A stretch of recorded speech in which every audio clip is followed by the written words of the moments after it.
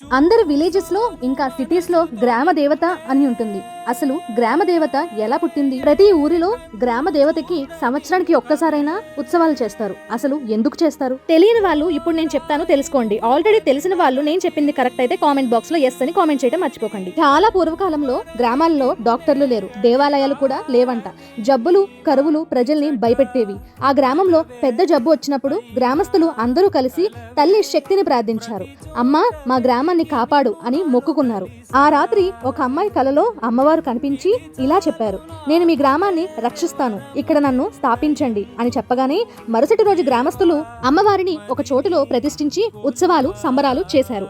ఆ రోజు నుంచి జబ్బులు తగ్గిపోయాయి. గ్రామం అంతా సుఖ సంతోషాలతో నిండిపోయింది. ఈ విషయం తెలుసుకున్న చుట్టుపక్కల గ్రామాలు కూడా ఒక్కొక్క అమ్మవారిని ఒక్కొక్క పేరు పెట్టి గ్రామదేవతగా పూజిస్తున్నారు. నేను గ్రామదేవత గురించి చెప్తున్నప్పుడు మా ఊరి గ్రామదేవత నా ప్రాణాలు, మా తమ్ముడు ప్రాణాలు ఎలా కాపాడిందో నేను మీతో షేర్ చేసుకోవాలనుకుంటున్నాను. మీకు కూడా తెలుసుకోవాలి అనిపిస్తే టెల్ మీ అని కామెంట్ బాక్స్ లో కామెంట్ చేయడం మర్చిపోకండి.